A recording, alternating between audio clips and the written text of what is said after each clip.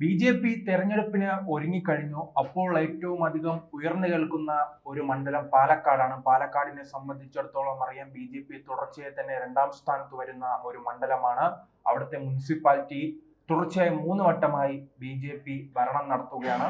വലിയ പ്രതിസന്ധികളിൽക്കിടയിലും അവർക്ക് MLA സ്ഥാനം ലഭിക്കുമോ എന്ന് അന്ന് 2021 വലിയ രീതിയിൽ തന്നെ ചർച്ചയുണ്ടായിരുന്നു. അന്ന് മെട്രോമാൻ ശ്രീധരൻ മത്സരിക്കുകയും വെറും 3000 വോട്ടിന് മാത്രമാണ് അദ്ദേഹം പരാജയപ്പെടുന്നത്. ചില ന്യൂനപക്ഷങ്ങൾ കേന്ദ്രീകരിച്ചിരിക്കുന്ന ആ പ്രദേശങ്ങളിൽ വലിയ തോതിൽ തന്നെ കോൺഗ്രസിലേക്ക് വോട്ട് പോകുകയും ഷാഫി പറമ്പിന് വോട്ട് ലഭിക്കുകയും പിന്നീട് BJP വിജയിക്കാതിരിക്കാനായുള്ള ഒരു ശ്രമമുണ്ടല്ലോ, LDFന്റെയും UDFന്റെയും, അതിന്റെ ഒരു ശ്രമവും അവിടെ ഉണ്ടായി. ആ ശ്രമത്തിന്റെ പശ്ചാത്തലത്തിൽ ഈ LDFന് ലഭിക്കുന്ന, CPMന് ലഭിക്കുന്ന പൂർണ്ണമായ വോട്ടുകൾ LDFന്റെ പെട്ടിയിൽ വീണിട്ടില്ല. അത് ഷാഫി പറമ്പിലേക്ക് പോകുന്ന ഒരു സാഹചര്യം ഉണ്ടായിട്ടുണ്ട്. അതുകൊണ്ടാണ് ആ മണ്ഡലത്തിൽ അന്ന് 2021 വിജയിക്കാൻ കഴിയാത്തത്. 2021 വിജയിക്കാൻ കഴിയാതെ പിന്നീട് ഷാഫി പറമ്പിൽ അവിടെ നിന്നും വടകരയിലേക്ക് മത്സരിക്കാൻ പോവുകയും ഉപതെരഞ്ഞെടുപ്പ് വരികയും ഉപതെരഞ്ഞെടുപ്പിൽ വലിയ രീതിയിൽ തന്നെ BJPക്കുള്ളിൽ ആഭ്യന്തര പ്രശ്നങ്ങൾ രൂക്ഷമാകുകയും ആ പശ്ചാത്തലത്തിൽ ഒരു പരാജയം ഉണ്ടാകുകയും ചെയ്തു. ആ പരാജയത്തിൽ പോലും അവർക്ക് 2ാം സ്ഥാനം നേടാൻ കഴിഞ്ഞു. പക്ഷെ കോൺഗ്രസിന്റെ വലിയ മിന്നും വിജയമായിരുന്നു. 18,000-ലധികം വോട്ടിന്റെ ചരിത്രപരമായ വിജയം അവിടെ രാഹുൽ മാങ്കൂട്ടത്തിന് നേടാൻ കഴിഞ്ഞു. പക്ഷെ ആ വിജയം നേടാൻ കഴിഞ്ഞതിന് ശേഷം നടന്ന കാര്യങ്ങളെല്ലാം പൊതുജനങ്ങൾക്ക് അറിയാവുന്നതാണ്. അവിടുത്തെ MLA തന്നെ ഒളിവിൽ പോകേണ്ട സാഹചര്യമുണ്ട്.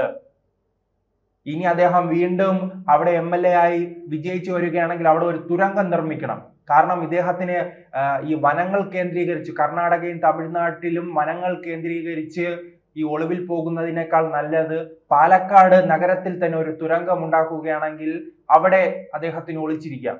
നാം ഈ തുരങ്കത്തെ കുറിച്ച് പ്രത്യേകിച്ച് കേരളത്തിൽ ചർച്ചയുണ്ടല്ലോ. ഹമാസുമായി ബന്ധപ്പെട്ട് ഹമാസിന്റെ പോരാളികൾ ഒളിച്ചിരിക്കുന്നത് ഇത്തരം തുരങ്കങ്ങളിലാണെന്ന അവിടുത്തെ നഗര ഹൃദയങ്ങളിൽ തന്നെ, നഗരത്തിന്റെ പ്രധാന ഭാഗങ്ങളിൽ തന്നെ അവർ ഒളിച്ചിരിക്കുന്ന ഒരു സാഹചര്യമുണ്ടല്ലോ. അതുപോലെ രാഹുൽ മാങ്കൂട്ടവും ഈ പാലക്കാട് നഗരം കേന്ദ്രീകരിച്ച് ഒരു തുരങ്കം ഉണ്ടാക്കുകയും അവിടെ ഒളിച്ചിരിക്കുകയും വേണം.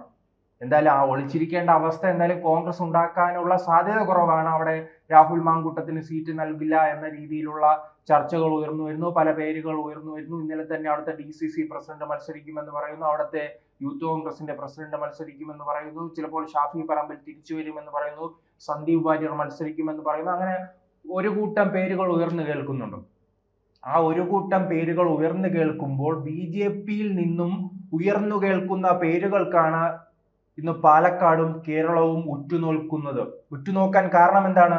അവിടെ കേൾക്കുന്ന പേരുകൾ ചെറിയ പേരുകളല്ല, വലിയ സ്രാവുകളുടെ പേരുകളാണ് കേൾക്കുന്നത്.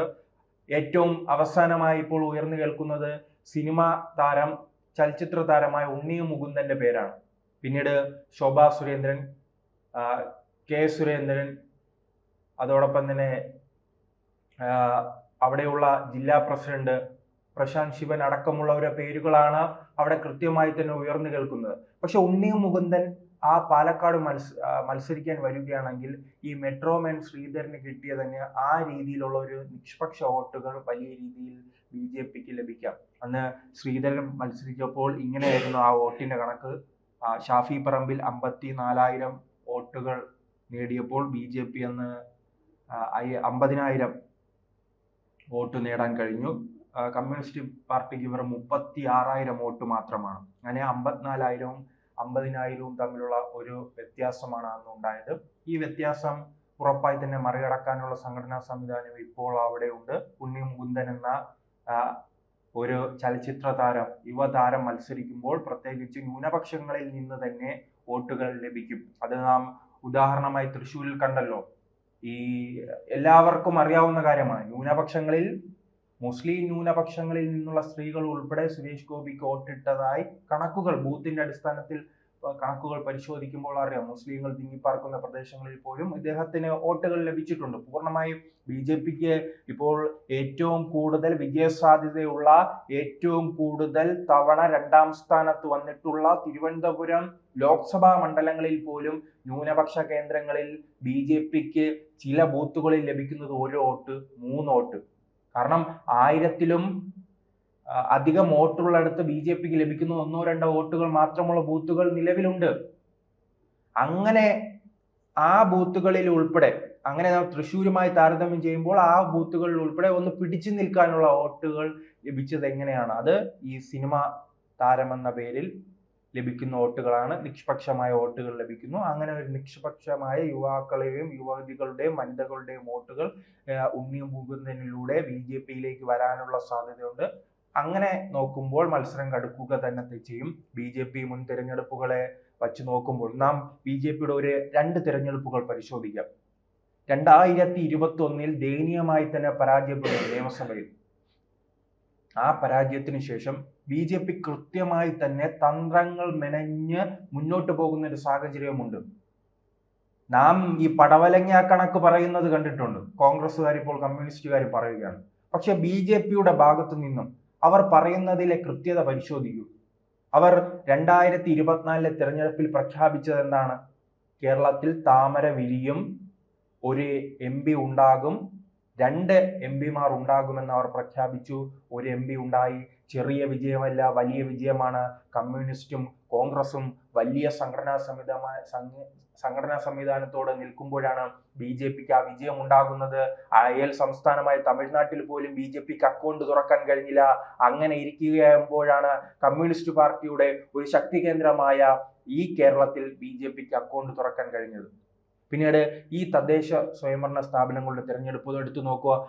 പലരും വിമർശിക്കുന്ന എന്താണ്? അമിത്ഷാ പറഞ്ഞു 25% വോട്ട് നേടണം, അത് നേടിയില്ലെന്ന്. അതാണ് അവരുടെ ലക്ഷ്യം. അവരുടെ പ്രഖ്യാപിത ലക്ഷ്യം എന്താണ്? തിരുവനന്തപുരം കോർപ്പറേഷൻ പിടിക്കുക എന്നതായിരുന്നു. നാം അതിനു മുൻപുള്ള മാധ്യമ വാർത്തകൾ പരിശോധിച്ചു നോക്കൂ. മാധ്യമ ചർച്ചകളിൽ ഉയർന്നു വന്നത് എന്താണ്? 2024 മാധ്യമ ചർച്ചകളിൽ ഉയർന്നു വന്നത് എന്താണ്? സുരേഷ് ഗോപി തൃശ്ശൂരിൽ വിജയിക്കുമോ, തൃശ്ശൂർ എടുക്കുമോ എന്ന ചോദ്യമായിരുന്നു. തൃശ്ശൂർ എടുത്തു. പിന്നീട് ഈ തെരഞ്ഞെടുപ്പിൽ ഉയർന്നു വന്നത് തിരുവനന്തപുരം കോർപ്പറേഷൻ BJP പിടിക്കുമോ, അവർക്ക് അവിടെ അധികാരം കിട്ടി. അടുത്ത ചർച്ചയായി ഉയർന്നു വരുന്നതാണ് വരുന്ന നിയമസഭാ തെരഞ്ഞെടുപ്പിൽ അക്കൗണ്ട് തുറക്കുമോ, നിയമസഭയിൽ MLA-മാർ ഉണ്ടാകുമോ. MLA ഉണ്ടാകുമോ എന്നല്ല, അവിടെ വലിയ രീതിയിൽ മാറ്റം ഉണ്ടായിട്ടുണ്ട്. MLA-മാർ ഉണ്ടാകുമോ എന്ന ചോദ്യമാണ് ഉണ്ടായിരിക്കുന്നത്. അപ്പോൾ MLA-മാരെ ഉണ്ടാക്കാനുള്ള കൃത്യമായി തന്നെ അജണ്ട വച്ചുള്ള ഒരു പ്രവർത്തനവുമായി BJP മുന്നോട്ട് പോകുന്നു. അതിനുള്ള രാഷ്ട്രീയ സാഹചര്യമുണ്ട്. പാലക്കാടായാലും തൃശ്ശൂരായാലും തിരുവനന്തപുരമായാലും അവർക്ക് വിജയിക്കാനുള്ള സാധ്യത വലിയ രീതിയിലുണ്ട്. ഇപ്പോൾ പഴയ തന്ത്രങ്ങളല്ല, വോട്ടിംഗ് ശതമാനം മാത്രം വർദ്ധിപ്പിച്ച് വിജയിക്കാനുള്ള സാധ്യതയില്ല. വോട്ട് ശതമാനം വർദ്ധിപ്പിച്ചു എന്ന കണക്ക് പറഞ്ഞിരുന്നിട്ട് ഇനി കാര്യമില്ല.